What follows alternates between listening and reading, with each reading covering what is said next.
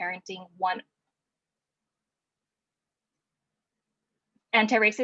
101, starting the journey to becoming an anti-racist parent.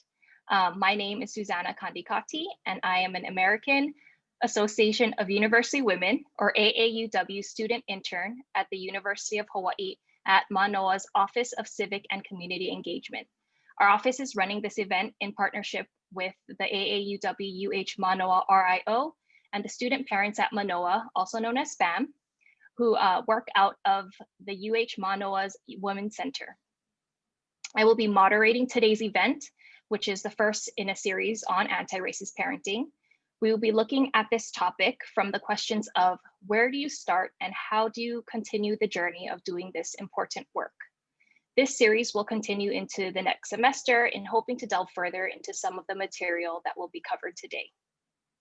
It is my privilege to introduce our speaker for today's event. Adrienne Esguerra is an educator, mother, and founder of After Schooling Better, which provides support for Black, Indigenous, people of color, BIPOC parents and caregivers at the intersection of schooling and parenting through a social justice lens. She will be leading us as we dive into the crucial first steps into understanding what anti-racism means, how it is connected to our perceptions of racial identity, and from this awareness, how we can go about educating our kids about race and racism. In planning today's event, Adrienne and I considered how one needs to begin with, again, one's own racial identity and experiences, and what has influenced those perceptions. Then from there to move towards how one might educate their own kids in considering resources and strategies that are age and developmentally appropriate. In addition to the interaction between child and parent, we also recognize the importance of creating or being part of a community of engaged parents where one can share stories, resources, and experiences as we pursue together this ongoing work of parenting the next generation. Welcome, Adrienne. Thank you so much for being with us here today.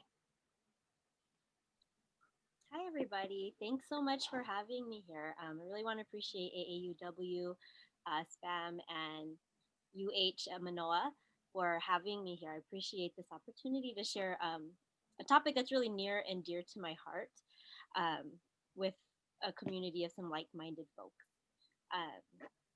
So like Susanna said, I'll go through the presentation and slides, and if you have anything that pops up that you're wondering about, you can add it to the chat, and I'll do my best to try to address it at the end of the presentation. All right, Susanna, I'll share my screen now. Okay.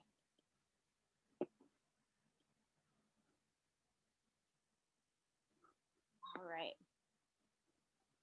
All right, can everybody hear me okay?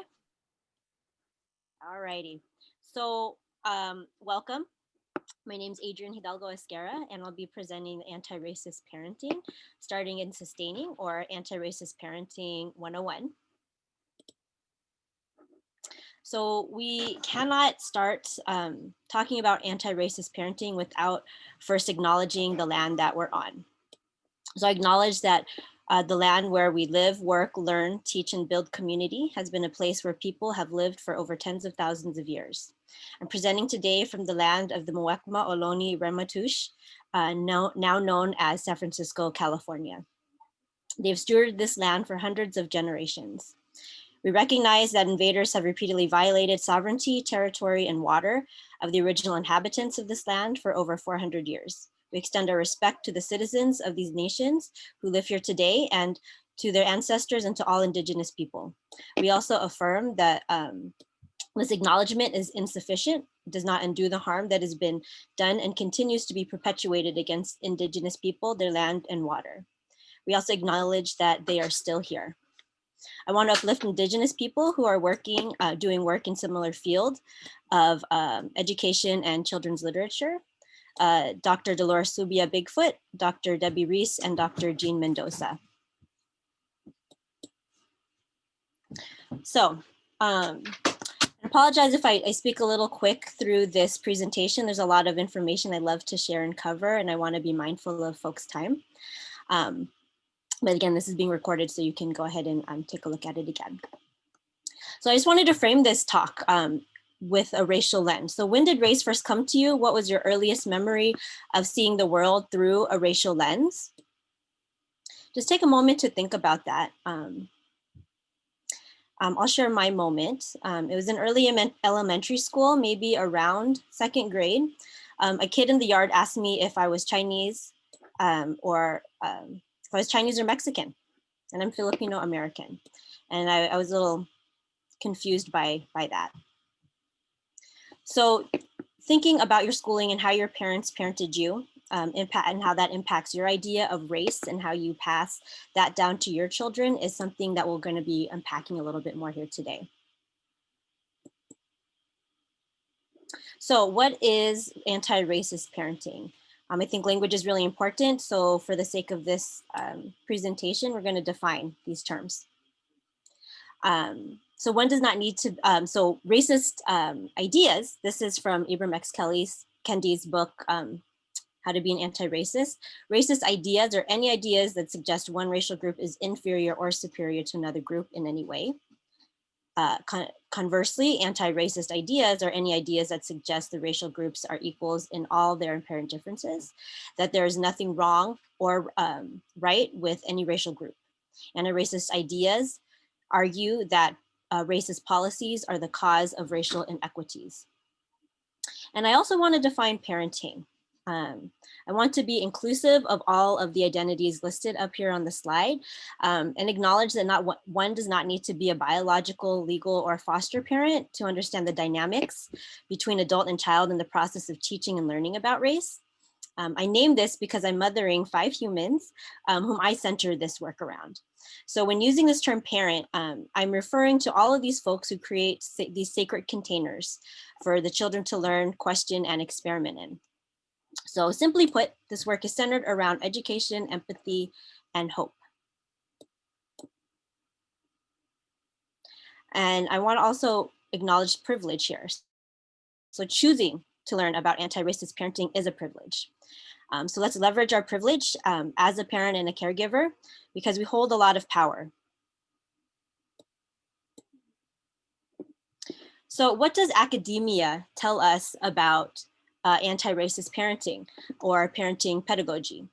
So critical race theory, it offers a way of seeing the world that helps people recognize the effects of historical racism in modern American life. The intellectual movement behind that idea was started by legal scholars as a way to examine how laws and systems uphold and perpetuate inequality for traditionally marginalized groups. So in Delgado and Stefanik's book, Critical Race Theory and Introduction, they define CRT as a collection of activists and scholars interested in studying and transforming the relationship among race, racism, and power. So like I said, it started in law, but this has spread beyond that discipline into many other issues like school discipline, tracking, hierarchies, IQ tests and achievement testings, ethnic studies. Many of them have lessons or units on critical race theory. Political science, voting strategies, all recognize this. Kimberly Crenshaw, one of the founding scholars of CRT, she says, a way of seeing how fiction of race has been transformed into concrete racial inequities. It's an approach to grappling with the history of white supremacy that rejects the belief that what's in the past is in the past and that laws and systems that grow from the past are detached from it. So while CRT was initially a framework for understanding the relationship between race and American law, it also provided a way for us to consider how marginalized identities such as gender, sexuality, sexual orientation, class, and disability are often overlooked. Kimberly Crenshaw coined the term intersectionality back in 1989. So CRT births a CRP, which is critical race parenting. Cheryl Matias defined CRP in her article, Mommy is Being Brown Bad, as an educational praxis or practice that can engage both parent and child in a mutual process of teaching and learning about race, especially ones that debunk dominant messages about race. So within CRP, we must acknowledge emotions when when teaching and learning about race. So understanding where racialized emotions stem from is essential to understand, because when parents engage in anti-racist parenting practices, more often than not are going to have some sort of strong emotion come to the surface. And I think that's why there's sometimes tentative for parents and any adults to begin these dialogues. So kind of hinders the dialogue. We want parents to they need to know how they feel about race first before engaging in conversations with children, because that familiarity is going to help in not being too overwhelmed when in the moment and discussing topics of race. All right, and then what does the research tell us? So we heard what academia says. What does the research tell us? On the slide here is a few studies about race. And sometimes we realize that our children are making race-related observations because their questions or comments are subtle. We have to keep in mind that not all race talk is explicitly about prejudice.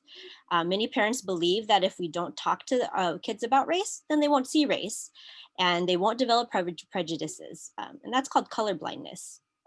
Thinking that we're all the same, there's no difference in the color of our skin. As a website of the American Psychological Association's Resilience Initiative states, they say that children are learning about race and ethnicity, whether they talk about them or not. Even choosing not to directly discuss race communicates your values and beliefs about race. So what's the bottom line for parents and caregivers that need to understand all of this? Our children notice race from early ages. They're trying to make sense of what they notice, but without explicitly anti-racist guidance from the adults in their lives, they're going to often misinterpret the differences that they notice. So if we don't talk to kids early and often about race, those misinterpretations can develop into racism. How did researchers measure this? That study about that middle one there about babies being able to recognize and categorize race. So they showed Black and white babies' photographs of faces, measuring how long their attention stayed on each photo. Looking at a photograph longer meant that a baby's brain found the face out of the ordinary and was trying to make sense of what they saw. The study found that babies look significantly longer at photographs of a person whose race was different than their parents' race. So of course, this doesn't mean that babies are prejudiced. It does mean that they are noticing a difference. So as they grow, they're trying to make sense of the differences that they note. Babies also imitate any race-related behavior and language of the adults in their lives. If anybody's been around any toddlers, I've got one at home, they're excellent, excellent imitators. So therefore, we have what we say, what we do, and who we include in our lives will definitely influence how our children interpret race. So a little bit about me. Who's Adrienne? So here's some photographs of me and my family. The slides, that's me on the surface. That's me on paper. I'm gonna give you a little bit of background here. So I'm mothering 5 boys. Their ages 25, 17, 15, 7, and 20 months. Wow, that's a lot of boys. That's what I get often. So the oldest 3, they're my nephews, and the younger 2 are my biological sons. So I started really getting involved in the upbringing of my 3 nephews in my early 20s. The oldest was in elementary school and I was in college.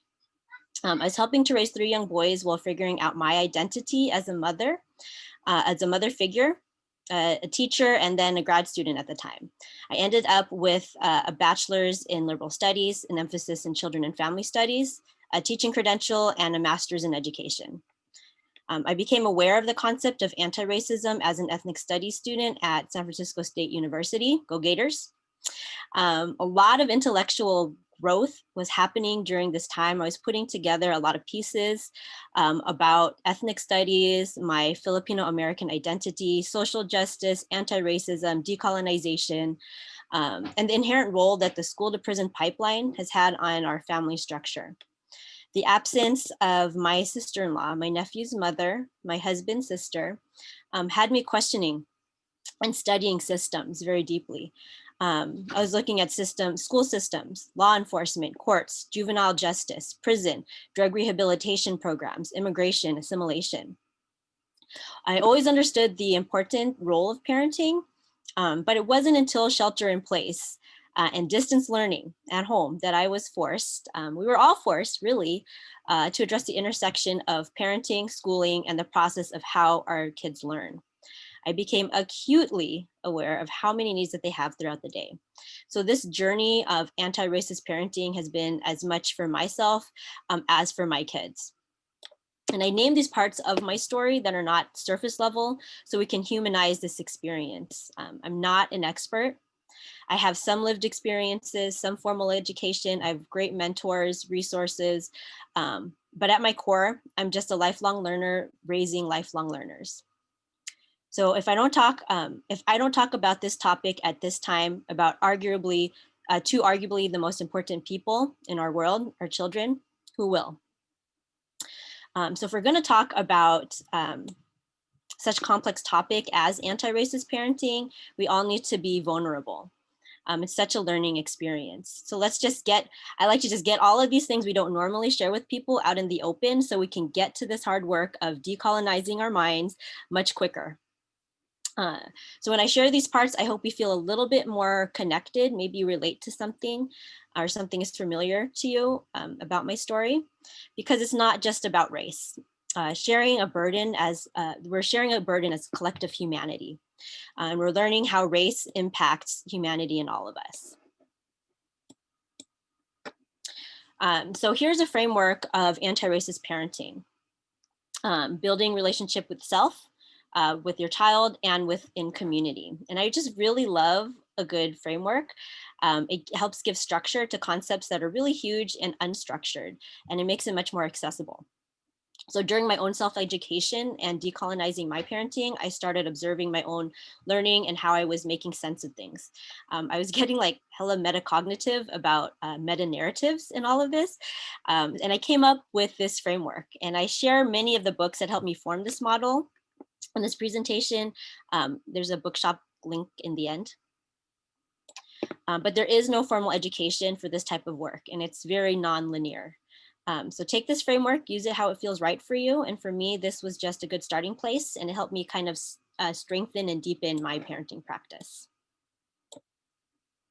All right, so the first part of the framework is building relationship with self. We're gonna talk about racial identity development, the zone of proximal development, and first steps in anti-racist parenting. So what is racial identity development? So our children are taking in a whole lot of information between the time that they're about 18 months, when they actually notice skin differences and skin colors, to the time that they're 3, 4, maybe 5 years old. That information doesn't lead them to be prejudiced just yet. It is just informing the beginning stages and understanding that people have identities, that there are categories of people, that some people are treated certain ways because of those identities. It isn't until they're much older that they start to use the information to move towards being prejudiced towards others. So being prejudiced maybe around 2 to 5 years or 6 years old can move in. So being pre-prejudiced around that age can move into being prejudiced when children are older and no one is informing them differently about all of these different identities and all these groups of people. So the development of oneself, or self-concept, is what researchers call it. It's a really important part of who we are and making sense of what that means. It's looking at this kind of like a math equation. So your personal identity plus our group, our reference group, who we refer to as our group, I identify as Filipino American or Pinay, equals our self-concept. Self-concept is your self-esteem, your sense of worthiness, a sense of who I am and who I am in the world. Your personal identity includes all of these aspects of one's development. A lot of that is informed by the adults in a child's life: the self-esteem, self-worthiness, personality traits. This is what the individual brings to their understanding about themselves. but they also have to make sense of the group that they belong to. And because we're talking about race, these are racial conversations. Racial identity group and group identity, that's like your race esteem. How do you think about the group in which you belong? So how do I view the group of Filipino Americans as a Filipino American, for example? For children who are developing in a majority situation where their personal identity and group they belong to is referenced in positive ways, their self-esteem and their self-concept and self-worthiness in the world is positive. Well, in contrast, when the reference group has negative sense of worthiness in the world, reference has a negative sense in society and in the world that causes a little bit more of the interruption in the development of yourself. So part of what we want to make sure when we're doing is providing opportunities with children to develop a healthy sense of themselves, and for adults to develop a healthy sense of who they are, both the person and the group reference. Beverly Daniel Tatum, who wrote Why Are All the Black Kids Sitting Together in the Cafeteria? She talks about these models like being a spiral staircase. So at some point when you're in the early stages of your development and you're sort of moving up on the spiral staircase, you might get bumped back down a little bit. Race and racism is present in society, so you might get bumped back a bit. But in moving up the spiral staircase, you still have a little bit of perspective on things. You make sense, you have a sense that there's a better sense of myself and where I want to get to. There's more empowered sense, a way that I can become a better ally. And then you also have the perspective in knowing where you've come from, the journey you've gone through. So the spiral staircase is important because it allows us to see the fluidity in these models. And here are some racial identity models for various racial groups. Take a little screenshot or picture of these ones and the researchers who put these together, and you can find one that you most closely identify with to find your racial identity development model. So one of my guiding principles is no history, no self, no history, no self. So in order to move forward, we have to understand where we've been and understand ourselves if we're going to be raising the next generation to have a solid foundation in their own identity. So the zone of proximal development, shifting from racial identity. So now we have a framework for identity. We're going to discuss a little framework about our learning. I learned this in teacher school, and I think about this often. Here's a little image of the ZPD, and it works both for our own learning as well as guide our own children's learning. The goal is to move out of that too easy comfort zone into the growth or the ZPD. However, we can only attempt so much growth at one time before we bump into that outer circle or the too hard area, and we panic. And because pushing ourselves to change too quickly leads to panic and burnout, we'll retreat all the way back to that comfort zone in the middle. So as we think about these changes we'll make, we focus on those that require us to stretch and grow, but not push us into a panic zone. So we can start where we are and continually press ourselves to take that just a little bit farther than what feels comfortable. So figuring out how to take action without feeling like you have to say yes to every request or is really a continuing balancing act. So when I'm not too sure what I should be doing, I remind myself that the struggle to dismantle racism needs my participation in the long term. I also try to not get too caught up in my head. I ask myself whether this white supremacist perfectionism is helping shape my choices. And I also have seen many times how this perfectionism can show up as kind of an obsession over the process. So if you find yourself struggling for any period of time, days, weeks, months, of where you should focus your activism, or you are wondering endlessly kind of about to have some sort of particular conversation about race with your child, name that perfectionism and then try to tame it. As someone who's pretty prone to this myself, I urge you to try to not get stuck. Don't worry about making the perfect anti-racist choice. Focus on finding a good choice that to make and put that choice into action. You can always go back and improve from where you started. So where do you start? Follow your heart. So as parents, we're juggling a lot. So I recommend finding one place to start and committing to taking action regularly. When you think about the impact of racism, what hurts your heart the most? Think about that. What is hurting your heart? What do you long to see most transformed? Perhaps you're thinking about police brutality, immigrant families being torn apart by deportations. Maybe you're thinking about the land, the aina. Whatever hurts your heart is sure to have disturbed other people as well. So your first action step could be signing up for that email list in a social justice group addressing whatever issue it is, and pledging that when they make a call to action to call, write, show up, you'll do that to the best of your ability. Maybe you're already taking action. Good for you. And you long to try to do something a little bit more in depth. Consider where you already spend a lot of your time. So for some parents, that will be in your child's school or maybe in the larger school district. Are there parents of color who have been voicing their concerns about academic tracking being racially biased? Maybe parents are concerned about how racial bias affects discipline. Does the PTA at your school mostly reflect the concerns of white middle class parents? If so, how can you amplify voices of parents of color?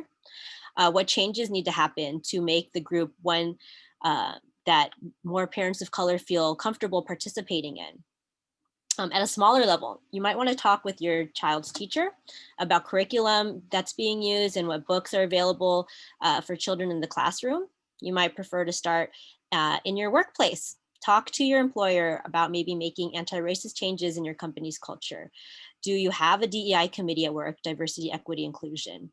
At my work, we did not, and I started one.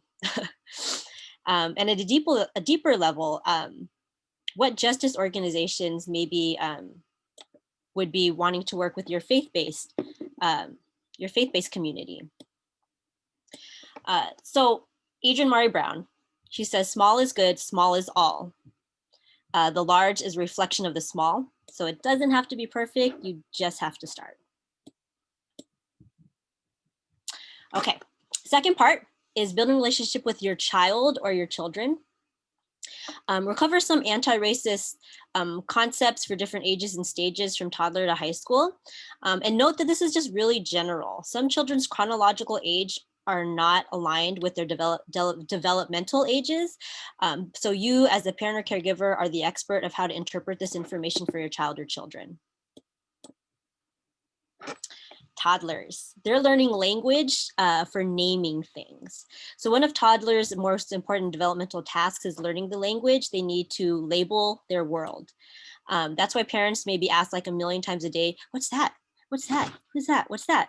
So caregivers can give children with this labeling, can help children with the labeling by noticing differences in skin tone, hair color, eye shape. This should include naming white children's skin tone, hair texture, and other physical characteristics, as well as Black, Latinx, Asian, and Indigenous peoples. Otherwise, we send this, this unspoken message that normal, quote unquote, normal skin tone is white, and therefore does not need to be named. So think about flesh tone Band-Aids, like whose Band-Aids, whose skin is that really for, right? So naming skin tone, as well as introducing racial categories our society uses, helps toddlers label their worlds. There are many times and settings that allow parents to easily name skin tone and race with our toddlers. So for example, if you're like maybe sitting with your toddler and you say, I notice your skin is tan. Mine is a little darker. We both have skin that people call brown. While reading books like Brown Bear, What Do You See? They're always naming the colors in the book. And even on the final page of the book, it shows children of many different races, but that's not commented on. We can comment on it. We can encourage our kids to name the colors that they see, just like in the other pages of the book. So for kids who have dolls of more than one race, we can ask them how they would describe the different skin tones. We can help them learn some of the racial labels our culture uses as well, with statements like, yes, his skin is copper brown. If he were a real person, he looks like he might be Latino. That means his ancestors might be from Mexico, South America, or Central America. Big emphasis on the might. We don't want to make any assumptions, but we do want to provide them with the language. So we can fight this idea that whiteness is normal or standard by making sure that our children's books and toys include children of many different races acting in non-stereotypical ways. Childcare centers and playgroups develop cross-racial, so at childcare centers and playgroups, you want to develop cross-racial friendships. Really actively seek out these opportunities, become friendly with the parents too, because even with just naming things, the friendships are what matter most. Preschool age, they're learning to categorize people. So during the preschool years, children are very interested in categorizing folks. Maybe your child has talked about kids who are similar, different from them. They sometimes like to express desire to play with kids who they think are like them. Because preschoolers are developing complex thinking processes still, they tend to rely on what they see to help guide them of who they like. So they may be very interested in whether or not people match, asking questions about parents or child who aren't the same race or appear to be the same race. Preschoolers are also curious about what parts of their identities will stay the same and what parts are going to change. They may wonder if they can change their skin color. All of this means that preschoolers provide us with lots and lots of opportunities to talk about race. It's important to introduce racial labels too. Why? Because in the United States, race isn't just about skin color. It's also about culture and history. It's the process of showing interest in a child's ideas, and then providing simple factual information encourages children to continue talking to us about race. If we show discomfort or try to avoid answering their questions, children soon learn that race is a shameful topic. They may continue to talk to their peers about these ideas who won't be able to correct inaccurate information. I mean, if they're talking to other preschoolers, right? So introducing proper racial and ethnic labels, such as Latino, Latina, Latinx, Asian American, Arab American, Native American, Native Hawaiian. So help them understand that there are many different cultures and ethnicities. And children can name race without implying everyone who is part of that racial group is the same. So example, maybe if you're riding in the car with your child, describe the person walking down the street. You might say, you mean that person with the blue coat on who has light skin, who looks like she may be white, or the person carrying a backpack who looks like she may be Latina. Again, emphasizing the might. We don't want to make assumptions or generalizations, but provide language. And we also want to make sure that we use other descriptors like the backpack or the coat to describe people. So looking at elementary school, they're learning the impacts of racism on society. So in the elementary school years, children's ability to reason and understand complex ideas are really growing. This developmental change means that parents and caregivers can really talk at a more in-depth level about how race affects our lives. So race is not real in a biological sense. The children might notice physical characteristics like hair texture, skin tone.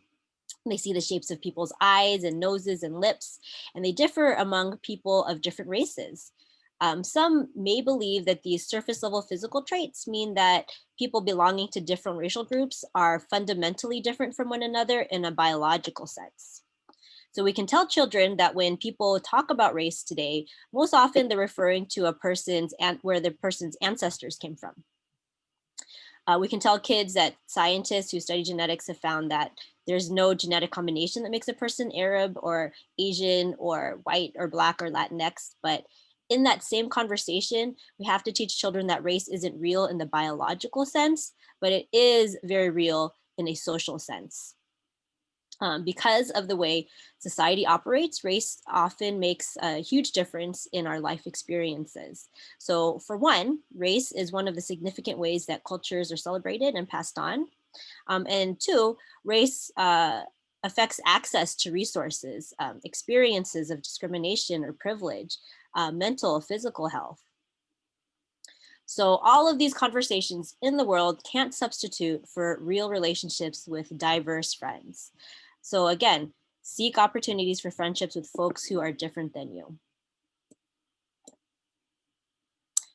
Middle and high school. Such a tender age. They're learning that there's segregation in schools, even the diverse ones. So oftentimes, parents contribute to kids' sense of racial superiority using coded racist language. So some language is so commonplace that we don't realize that it's even racist. So jokingly, we might use the words like thug or ghetto. And I'm guilty too, I've used this too. We're all learning. We send racist messages about Black and brown folks that they're dangerous or their neighborhoods are dangerous, that they're impoverished or it's unsafe. Also the words sketchy or shady. On the surface, calling a school or neighborhood good sounds innocent, but calling one school implies that others are bad. When parents use phrases like a good school, safe neighborhood, that's coded language about a place's racial demographics. Research suggests that white parents rely on word of mouth recommendations from fellow white parents about neighborhoods and schools rather than criteria than average test scores. So we know resources flow most to schools where white families choose to attend. So parents notice these, like the teenage worlds have become more segregated in diverse schools. So like what's going on, right? It's a diverse school, why does it feel segregated? There's many factors that influence socialization, like academic tracking. It's shown to be racially biased and it intensifies a lot more in middle school, high school. Tracking used many schools to separate children into groups to their perceived academic ability. And I say perceived academic ability because if you're only grading on ability to pass a test, that's perceived. There's many other levels of assessment of how successful a child can, other metrics of how children can be successful. So they divide them up in by average, above average, below average, and then assign classes to groups with similar academic abilities. So as a result, schools that appear to be racially diverse are often segregated and have like this school within a school feeling or atmosphere because of tracking. So do you notice, are there more white or Asian Americans in gifted or GATE or AP classes, while their peers of color might be in more general education courses? If you add model minority myth into this equation, it erases the differences between Asian Americans, a group that includes many, many different countries and cultures. There are also large differences in social class between immigrants from different Asian countries. Model minority myth also erases racism that as Asian Americans face by holding them up to this group that should be emulated or imitated. So when it comes to model minority myth, kids might not be able to see what's wrong with it, because if you're talking about something positive about someone, then really what's the problem? So I remember back in elementary, I have a friend, a teacher said, I expected you to do better I expected someone like you to do better. And she was Chinese American. And this left her to struggle without the teacher's support because she was perceived to being able to handle this on her own because of the model minority myth. And then she internalizes this kind of shame and failure of not being able to achieve high academically. And that's something we don't want them to internalize also and perpetuate. So as I mentioned earlier, language is really important. These are 3 things to maybe practice saying less and 1 to say more of. So it's a really good school. I talked about that just now about by saying one school is good, it implies another school is not so good. So instead, maybe we can talk about laws, policies, practices that impact the perceptions of quote unquote good schools. If you haven't listened to the podcast, Nice White Parents, that's a good one to listen to. Number 2, we're a nation of immigrants. It sounds supportive of immigrant communities and their experiences and their struggles and community reform, but it can be harmful because it erases the enslavement of African Americans, past and current and present of Native American folks on the land that was stolen from them. It also whitewashes the truth that Europeans who arrived in the 1600s and 1700s were indeed colonizers. So instead, let's highlight the important contributions of immigrants in this country, notice their experiences, what jobs are they holding, what jobs are they not holding, how are immigrants portrayed in the media, in your home. So talk about immigration reform, that's important. You can introduce the term xenophobia. The next one, I don't know why they did those racist things. It was bad. They probably shouldn't have done that. Kids might ask like, well, slavery was bad. Jim Crow laws, those are bad. Racial profiling that results in police brutality, that's bad. Why do they do those things? And just saying like, I don't know, that we can do better than that. So we want to talk about racism and how it's a form of power for white people. Read a kid's book about racism by Jelani Memory if you're wanting some language to how to describe what racism is. And in that conversation, you're going to probably talk about white supremacy. I myself too still feel a little uncomfortable saying white supremacy because it conjures up images of like the KKK and like blatant racial slurs. But there's when relearning American history, we cannot deny that white supremacy is the heart of our country. We see subtle and overt messages of white supremacy daily. So we need to get comfortable saying it.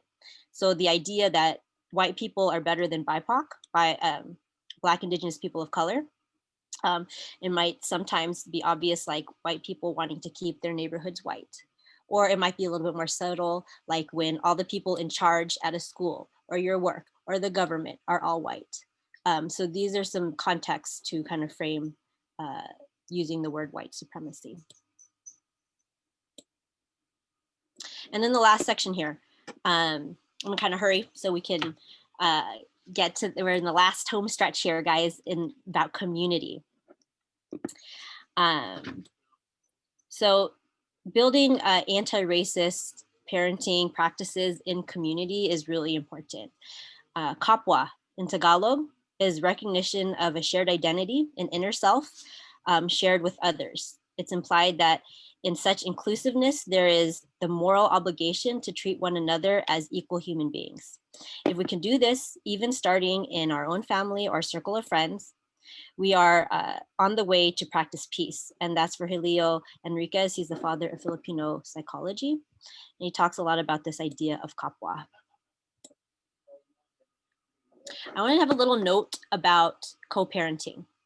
Because if we're parenting in community, many of us have co-parents. So anti-racist work is not just with the kids and ourselves, but also the other adults in their lives. If we live maybe in a multi-generational home, or they live in separate homes, or you have some other co-parenting or caregiving situation, including single parents who lean on the collective to help raise their children or your child.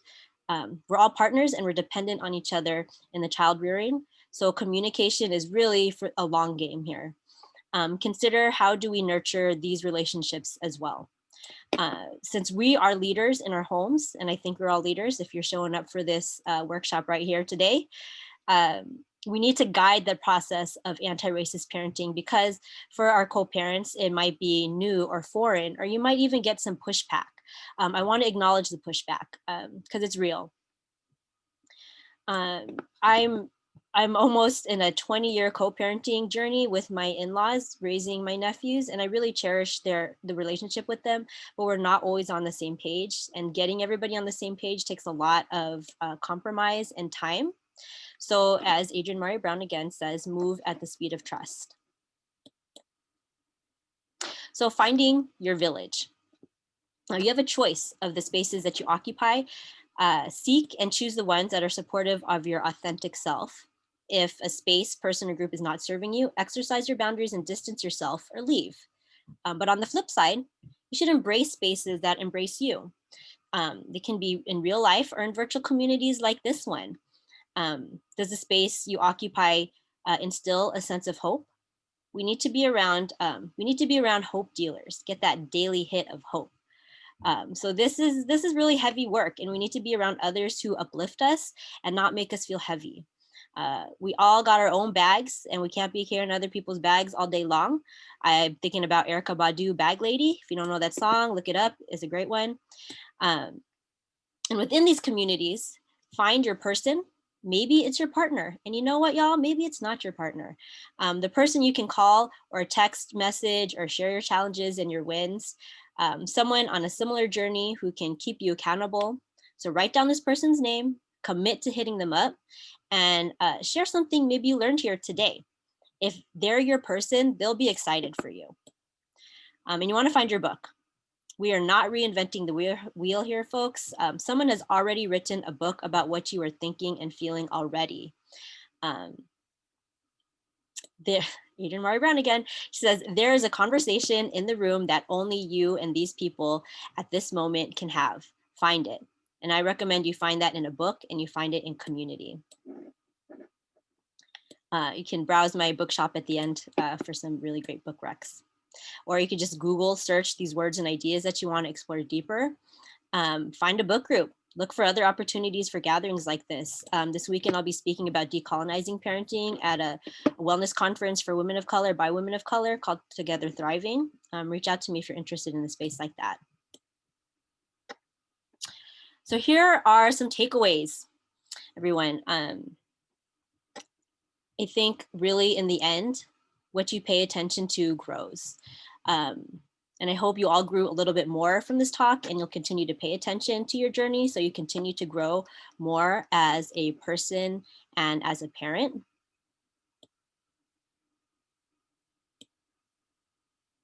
Here's my references. And I would love to connect with you guys. Would love to hear feedback, your questions, comments, or any resources that you might want to share. Books, love books.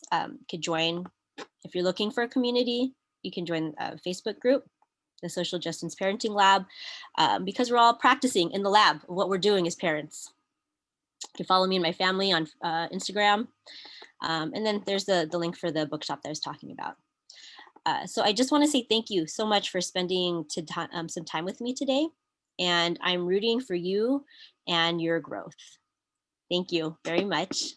And I'll throw it back to Susanna. Thank you so much, Adrienne, for your talk and for sharing. Oh man, I'm overwhelmed with excitement. I love that you talked about hope. We need hope. We need our communities. We need our people. So just thank you so much for bringing that together. And I just want to open up this time now. If anyone has a question, feel free to put that in the chat. And if you're shy, that's fine. We will have more of a chit chat time after the official close of this workshop. If you want to stay behind and just ask Adrienne a few more questions. But yeah, the time is yours. So please ask questions.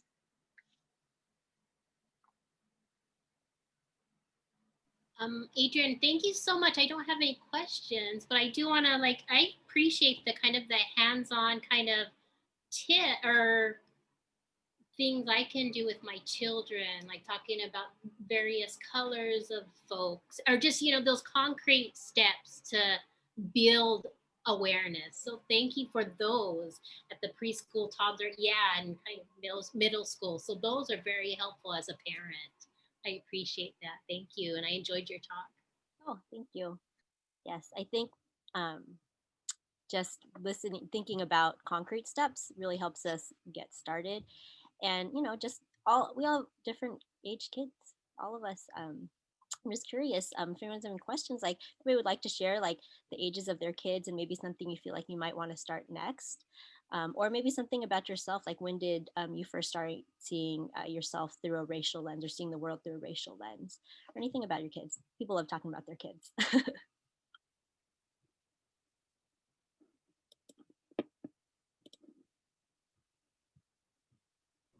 Yeah, I just wanted to add, thank you so much, Adrienne. I'm not a parent, but I think just overall this information is really helpful like to be aware and to build your racial consciousness. So I just want to say thank you so much for providing this information. As a parent, or as someone who wants to be a parent in the future, I can really take this information to heart. So thank you. Welcome. And this is like really concrete information for educators of the small or the big.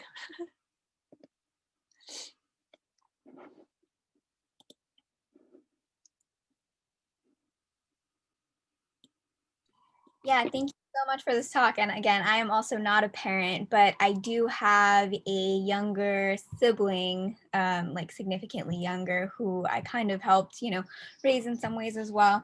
And you were talking about the importance of co-parenting and how sometimes there can be a lot of pushback. And I definitely think I've seen that in my household in some ways. And one question that I would have is, do you have any tips for how to approach, I guess, the other party, and or ways of being able to talk to, like a kid about just how not everyone is necessarily as aware of these issues, but that it still needs to be addressed? Yeah, I think that's a great question. A lot of us are in kind of co-parenting situations, or like you said, an older sibling raising younger siblings or cousins and things like that, and not necessarily a nuclear family structure.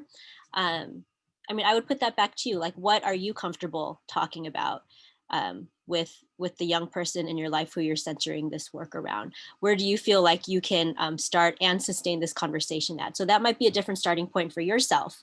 You don't want to start too hard where they might ask some questions that you're not comfortable or you don't have something prepared, but also like modeling, I think, in modeling intellectual curiosity.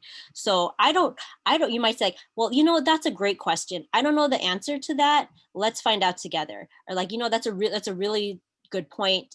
And just really putting the power and the emphasis on their learning and how it's causing you to want to learn more and ask more questions. It's really empowering when adults don't know, and they say that they don't know, because a lot of times kids see adults as like these all-knowing creatures and they should know everything. My son says that to me all the time. I said, well, you know what? I don't know the answer to that. Let's look it up. Let's Google it. Or and find out together, or like that's a really good opportunity, like, oh, let's check out the library, let's go to the book and find out. And that's for kids. But if you're talking a little bit more, maybe like for the adults in the lives who you're sharing this work with, in child rearing, that's a separate thing. I mean, you could also, it's very similar, like you might not take them to the library, or you could, depending on how your family is. My family might all go to the library, but really just moving at the speed of trust. Like, what do you feel like you can, because again, seeing this as like a long game. It's not just a one and done conversation where, okay, well, I had the anti-racist parenting talk with them, now we're good. It's really just like commenting on the news. What do you think about that? You see an incident, like, what are your thoughts on that? And then you share your thoughts and you find out their thoughts and you get a little bit of a common footing and some language. And I think a lot of it is building the language. Like, what I saw there, that was racist, and naming it as racist, and then saying like, well, now I know better, I'm going to do better. And because this is all, there's no formal education to this. Our parents, our grandparents, our aunties and uncles and other caregivers, the folks at the preschool who are educating our children, they weren't necessarily educated on this, right? Because they don't have this anti-racist parenting necessarily as like a college course or like any certification to become a parent, right? So just being kind and gentle with yourself and with them, because we want this to be sustainable and we want this to be able to last and be internalized, right? People don't want to be, nobody wants to be shamed. Nobody wants to feel bad about what they thought that they knew was right, and then find out like that and being told that they're wrong. So for this to go a little bit longer, we have to really humble ourselves so the people around us can feel humbled enough to take in this new information. Thank you, Adrienne. So we have a question in the chat, and we're gonna take that one question and then actually close the event because we're right at 5 o'clock. So I'm gonna read that out. Is there any research yet that shows the impact or difference that anti-racist parenting makes in children's outcomes? That's a great question. So I have been doing a little bit of research. So I cited Critical Race Parenting by Cheryl Matthias. She wrote a scholarly article called Mommy is Being Brown Bad. She gives some concrete examples about that, but really there has not been tons of research about this. This concept of anti-racist parenting, it's kind of a buzzword now, right? We got the books coming out, and we're all becoming, we have a much sharper focus on systemic racism. So the studies of what brings a positive outcome is not concretely there, but from experience you can, and from intuition, you can tell that like this is going to have positive long-term effects. There are, however, I don't know if you're familiar with the term ACEs, adverse childhood experiences. And that's just kind of the concept of acknowledging that however adverse child experiences you experience as a child, perhaps that's a separation in the home, or homelessness, or poverty, or separation in the home of your parents. There's a list of 10 different factors, and you get a score, an ACEs score. And the higher your score, the more adversities that you've encountered. And it's been proven now. Dr. Nadine Harris-Burke, she's the Surgeon General in California. She's done a lot of studies around this, and they're seeing that there is direct scientific connection between these ACEs scores and successful childhood outcomes. So I encourage you, if you want to learn a little bit more about that kind of scientific connection with your parenting and how you were parented and how you currently parent, I encourage you to check out ACEs Aware. I think it's acesaware.org. Thank you, Adrienne, and thank you so much for your questions and for your comments. So with that said, this brings us to the end of our workshop, and I want to start with a big thank you to all of you who joined today, and also a big thank you to everyone who contributed to making this event happen, to my colleagues at the Office of Civic and Community Engagement, to our partners, Angie, and our team at SPAM. Angie, who's present here today, will put the contact info for SPAM in the chat if you want to connect and get more information. And last but not least, the aauw.uhmanoa RIO. Autumn will be putting that info into the chat if you have questions about membership, updates, or any other comments or questions about today's event. We will also be sending out a follow-up exit form to get feedback about today's event and future events. In that exit form, there will also be a link to the recording and presentation slides, which we'll have available after today's event on our website. So please feel free to share that with others or rewatch for yourself. So thank you again for everyone who joined with us today. Thank you for taking the time to becoming educated about this important work. And we look forward to seeing you at the next workshop in our series. Stay safe. Thank you, Adrienne, and thanks, Susanna. Thank you. Thank you. Thank you. Thank you.